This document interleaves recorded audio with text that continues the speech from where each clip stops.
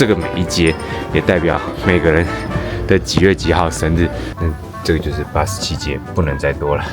不好意思，一开始就直接单买一个，我只先买一盒，对啊，给他们点面子，号称皇室吃的馒头，我们来试试看看。又凶出来的话，这段影像就是我最后的影像了。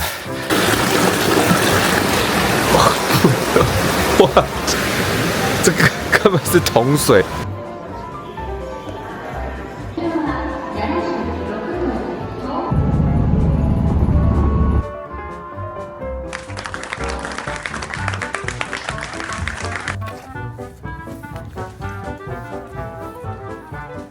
我们现在来到了这个关东地区最古老的温泉乡之一——伊香保温泉。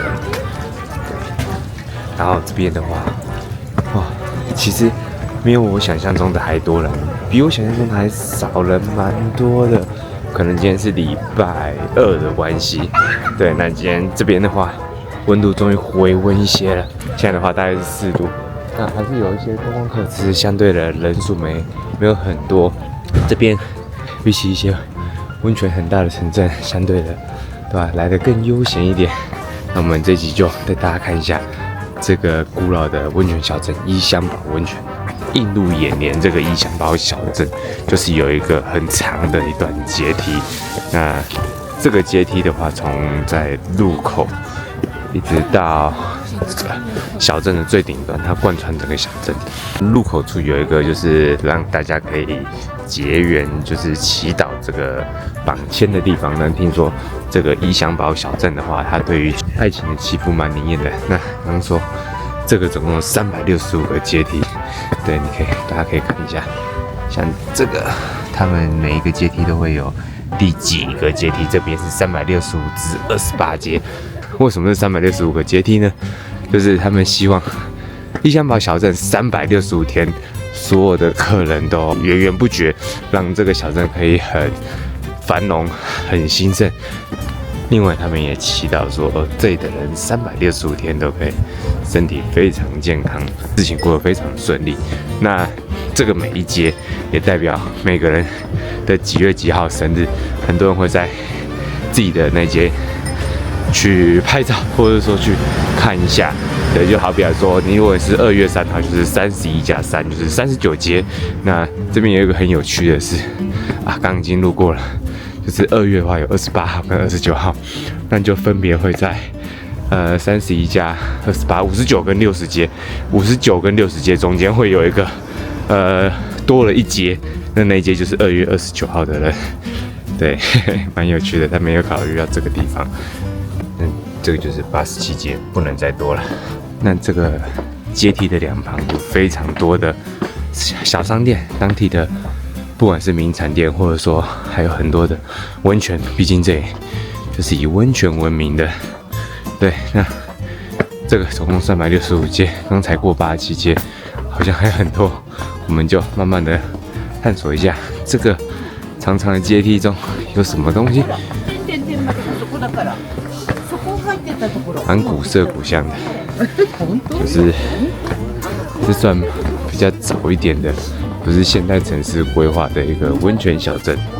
那这边跟我想的比较不一样的是，会是以为说这边的年龄层普遍会比较高，就是游客的年龄层普遍比较高。实际来的话，其实年轻人还蛮多的，普遍年纪没有到很大，大概就是比我小一点吧。或是跟我差不多，对，我以为这个是比较偏多一点老年人会来的地方，我看起来还蛮受年轻人欢迎的。这里也旁边的小店也蛮多抹茶专卖店，还有像这种抹茶最中饼，阶梯真的还蛮多的。不过因为现在天气没有很热，所以其实走起来也还算蛮舒服的。群马县的纪念用品店。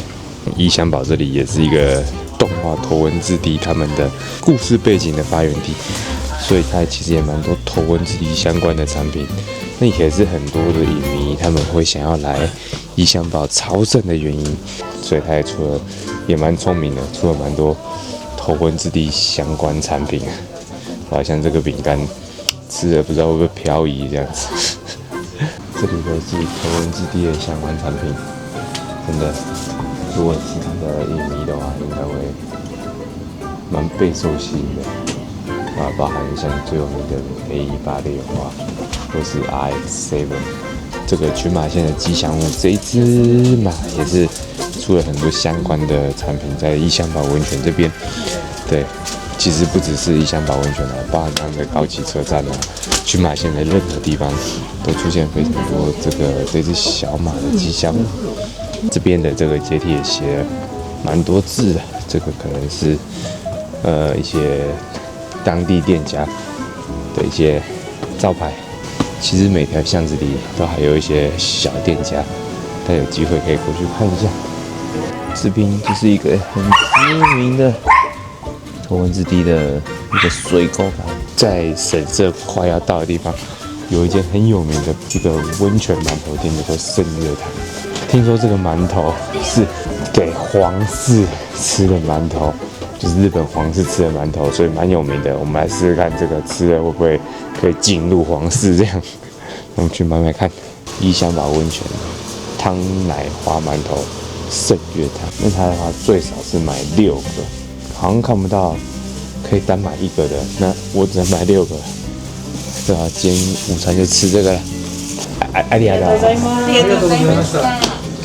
然后我后来问他们，我先买了1盒6个，再问他们可不可以单买1个，然后他们说可以，不好意思，一开始就直接单买1个，我只先买1盒，对啊，给他们点面子。那这个就是他们圣月堂号称皇室吃的馒头，我们来试试看看。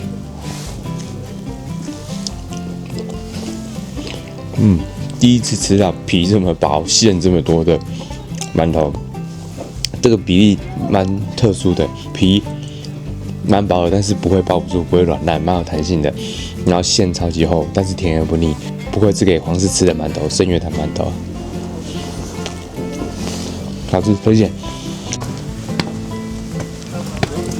接下来是准备要到快要最顶端的神社了，异乡堡神社。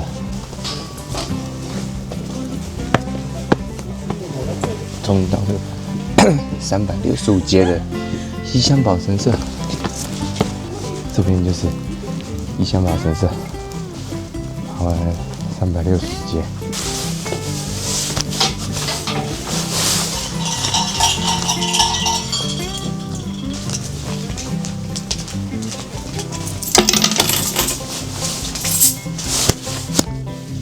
现在的话就是准备要前往异乡堡这边很有名的红叶桥。今天不知道为什么怎么都没有人，整段路只有我一个而已。你看会不会遇到熊？我也没有在熊林。来的话，就全力拼搏。在这边已经可以听到一些温泉流水的声音啊。可以看到下面，其实那个河流旁边的河床，其实都呈现一个金黄色的。那听说异乡堡温泉这边又以黄金之汤闻名，就是说可能他们的温泉中含有一些比较特殊的一些物质，让他们的温泉水呈现金黄色的。然后听说对人体是蛮好的，因为我今天也没有带什么换洗衣布，对，然后有点早，我就不尝试了。那大家有机会，大家可以去尝试看看黄金之汤。这个场景就是突然有熊冲出来，我也不意外，都没有人只有我一个而已。然后这个步道，如果下雨天的话是禁止进入的，因为地上都是应该是蛮湿滑的枫叶。我们上去看看，忽然有熊出来的话，这段影像就是我最后的影像了。对，各位如果有看到的话，虽然蛮荒凉的，但其实一个人走在这种树林里也是蛮漂亮的。我应该是误入了一个不知道什么森林步道，它其实是没有任何阶梯，只是我看这边有一个指标说雨天禁止进入，然后我想说现在天气这么好，那我就进来看看。结果走到最后，前面直接是死路，然后全部都是一堆凌乱倒塌的树木，那我就直接折返了。对，还好，现在气温大概0度，应该不太会有蛇，有蛇的话就更可怕。这个落叶层超级厚，这夏天来，如果是这么厚的落叶层，谁敢过来？这个感觉一定会踩到蛇的，意外的小探险。不过蛮漂亮的，里面其实很天然，然后都是枯叶，金黄色的枯叶，然后完全没有任何人。对，就是一个享受自己幽静时光的地方。对，不过这个地方稍显危险一点点，我们赶快回去吧。但这边就是有号称可饮用的温泉水。对，那这边一边是水，这边是温泉。听说这个喝起来有非常重的铜臭味。那都来了，试试看好了。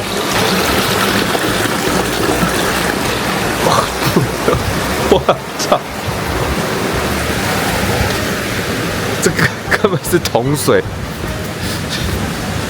这个喝的味道好像你把你家的硬币泡在水里，可能泡3天、泡5天，然后把那个水舀起来喝的味道，就是那个温泉水的味道，超重的铜臭味。对，要建议大家还是不要乱喝。我已经帮大家试喝一下了，如果有来的话，还是不要乱喝。就是很著名的红叶桥，不过现在还在施工，我们就没有办法去目睹这座很漂亮的红叶桥啊。对，很可惜，没关系，这样就有机会下次再来。也不知道下次什么时候还会再来群马县这个伊香保温泉。对，没关系，我们刚刚有走水泥桥就可以了。这就是回去的路上，伊香保温泉下坡路段。